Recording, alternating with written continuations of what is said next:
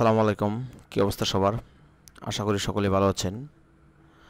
আজকের video title দেখে হয়তো অনেকেই জেনে গেছেন যে আজকে কি বিষয় নিয়ে কথা বলতে এসেছি। আমরা এখানে আজকে আমাদের ভিডিওটি সাজিয়েছি ইন্ডিয়ান ভিসা অ্যাপ্লিকেশন রিজেক্ট হওয়ার 6টি কারণ নিয়ে। ভিসা অ্যাপ্লিকেশন রিজেক্ট হওয়ার 6টি কারণের মধ্যে রয়েছে নাম্বার 1, অ্যাড্রেস। আমরা অনেক সময় ইউটিলিটি বিল বা গ্যাস বিলে বা আমাদের বর্তমান ঠিকানায় যে অ্যাড্রেসটা রয়েছে আবেদনপত্র টাইপ করার সময় ঠিক সেইভাবে সেই অ্যাড্রেসটা লিখি না, যার কারণে আমাদের ভিসা রিজেক্টেড হয়। আমাদেরকে অবশ্যই ইউটিলিটি বিল বা গ্যাস বিল বা ওয়াটার বিল এই বিলের সাথে মিল রেখে আবেদনপত্রে অ্যাড্রেসটা টাইপ করা। আমাদের মধ্যে যারা ডেস্কো প্রিপেড কার্ড বা গ্যাস বিলের যে প্রিপেড কার্ড রয়েছে সেই কার্ডের ফটোকপি ব্যবহার করি, তাদের ক্ষেত্রে তেমন একটা সমস্যা হয় না। কিন্তু যারা পুরাতন পোস্টপেড বিল পেপার ইউজ করি, আমরা অনেক সময় দেখি বিল পেপারে যে অ্যাড্রেসটা থাকে সেই অ্যাড্রেসটা একটু ঝাপসা থাকে, অন্যান্য লেখার থেকে তুলনামূলক ঝাপসা। অনেক সময় আমাদের এই ঝাপসা লেখার কারণে ভিসা কর্তৃপক্ষ অ্যাড্রেসটা ক্লিয়ারলি বুঝতে পারে না, যার কারণে আমাদের ভিসা রিজেক্টেড হয়ে যায়। আমরা যারা এই ধরনের বিল পেপার ইউজ করি তাদেরকে অবশ্যই এই অ্যাড্রেসটা ক্লিয়ার রাখতে হবে, এই ব্যাপারে একটু সতর্কতা অবলম্বন করতে হবে। অ্যাড্রেস নিয়ে আরেকটা কথা না বললেই নয়, আমরা যারা পুরাতন বিল পেপার ইউজ করি তাদের ক্ষেত্রে দেখা যায় 6 মাস পার হয়ে চলে গেছে বা 1 বছর হয়ে গেছে বা 2 বছর হয়ে গেছে, এরকম পেপার আমরা সাবমিট করি, কিন্তু এগুলো কখনোই করা যাবে না। আমাদেরকে অবশ্যই রিসেন্ট 3 থেকে 6 মাসের মধ্যে যে পেপারসগুলো রয়েছে তার মধ্যে থেকে একটা পেপার সাবমিট করতে হবে। কখনোই পুরাতন পেপার সাবমিট করা যাবে না, এই বিষয়টা একটু খেয়াল রাখতে হবে। ভিসা অ্যাপ্লিকেশন রিজেক্ট হওয়ার আরেকটি অন্যতম গুরুত্বপূর্ণ কারণ হচ্ছে রিসেন্ট ফটো। অনেক সময় আমরা কি করি, 6 মাস, 1 বছর বা 2 বছর আগের কোনো একটা ফটো আমাদের মানিব্যাগে পড়ে থাকে, আমরা সেই ফটোটা ভিসা অ্যাপ্লিকেশনের জন্য ইউজ করি। এটা কখনো করা যাবে না। আবার অনেক সময় আমরা সামান্য কম্পিউটার দোকান থেকে 2টা ছবি বা একটা ছবি প্রিন্ট আউট করে সেটা ভিসা অ্যাপ্লিকেশনে স্ট্যাপল করে অ্যাপ্লিকেশন ফর্ম সাবমিট করে দিই। এটা কিন্তু কখনো করা যাবে না। স্পষ্ট করে আমাদেরকে বলা আছে যে অবশ্যই ল্যাব প্রিন্ট ছবি হতে হবে। ছবির ব্যাকগ্রাউন্ড অবশ্যই হোয়াইট হতে হবে, এমনকি ছবিটা এমন যেন হয় যেন ফুল ফেস ক্লিয়ার, সমস্ত মুখমণ্ডল ক্লিয়ার এবং 2টা কান যেন স্পষ্টভাবে দেখা যাচ্ছে, এরকম ছবি আমাদের সাবমিট করতে হবে।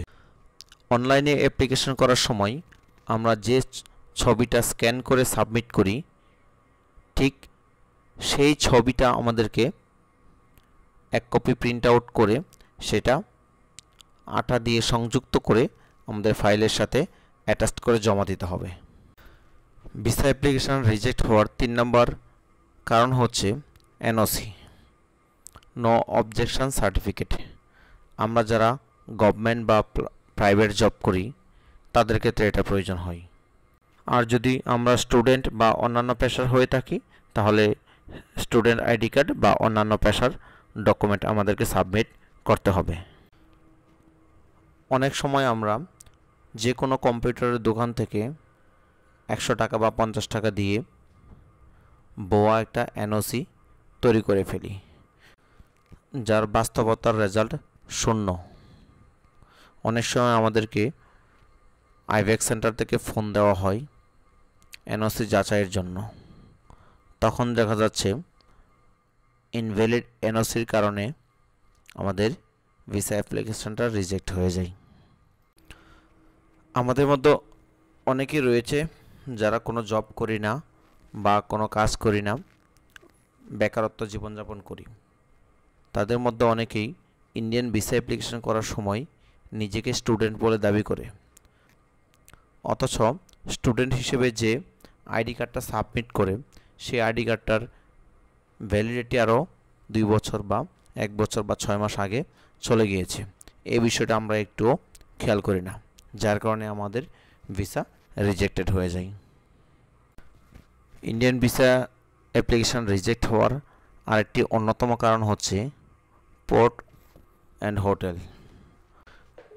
অনেক সময় দেখা যাচ্ছে আমরা ইন্ডিয়া যাচ্ছি বা আমরা ইন্ডিয়া যাব হরিদাসপুর দিয়ে, অথচ হোটেল বুকিং করে রেখেছি চেন্নাই বা কলকাতা। তখন দেখা যাচ্ছে যে ভিসা কর্তৃপক্ষ বা ভিসা সেন্টার থেকে যদি পোর্টের সাথে হোটেল বুকিংয়ের যে একটা কম্বিনেশন রয়েছে এটা সামঞ্জস্য করতে দেখা যাচ্ছে দুইটা দুই রকম হয়ে যাচ্ছে। তখন এটার কারণেও অনেক সময় আমাদের ভিসা অ্যাপ্লিকেশন রিজেক্টেড হয়ে যায়। বাংলাদেশের রেফারেন্সের কথা একটু না বললেই নয়। এখানে আমরা রেফারেন্স হিসেবে যে বাংলাদেশি একজন রেফারেন্সের নাম্বার দেই এবং তার নাম দেই, অনেক সময় দেখা যাচ্ছে আমরা যাকে রেফারেন্স হিসেবে দিয়েছি সে নিজেও জানে না আমরা ইন্ডিয়া যাচ্ছি কি না। আইব্যাক সেন্টার থেকে যদি ওনাকে ফোন দেওয়া হয় বা ওনাকে জিজ্ঞেস করা হয় যে করিম বা রহিম নামে একজন আপনার রিলেটিভ যে ইন্ডিয়া যাবে আপনার রেফারেন্স দিয়েছে, সেটা আপনি কিছু জানেন কি না, তখন দেখা যাচ্ছে সে নিজেও কনফিউজড। এই বিষয়গুলো কখনো করা যাবে না। আমরা যাকে রেফারেন্স দিব তাকে অবশ্যই জানিয়ে তারপর রেফারেন্স দিব। বর্তমান সময়ের জন্য আরেকটি মোস্ট ইম্পর্ট্যান্ট রিজন হচ্ছে ডেট। ভিসা অ্যাপ্লিকেশন করার সময় আমাদের একটি এক্সপেক্টেড ডেট দিতে হয়। সেটা আমরা অনেক সময় 10 থেকে 12 দিন বা 15 দিন পরে দিয়ে থাকি, কিন্তু এটা এখন থেকে এটা আর করা যাবে না। বর্তমানে ভিসা অ্যাপয়েন্টমেন্ট নিয়ে যে ভোগান্তি হচ্ছে, সেই ভোগান্তির দিকে চিন্তা করলে দেখা যাচ্ছে যে আমাদের এখন ভিসা পেতে মিনিমাম 2.5 থেকে 3 মাস সময় লেগে যাবে। সো ভিসা অ্যাপ্লিকেশন করার পর আমাদের অবশ্যই উচিত যে মিনিমাম 2 মাস হাতে রেখে দেন ডেটটা দেওয়া। 2 মাস পর যদি আমরা ডেটটা সাবমিট করি তাহলে আমাদের ইজিলি ভিসা হয়ে যাবে এবং ভিসা রিফিউজ হওয়া থেকে আমরা রেহাই পাব।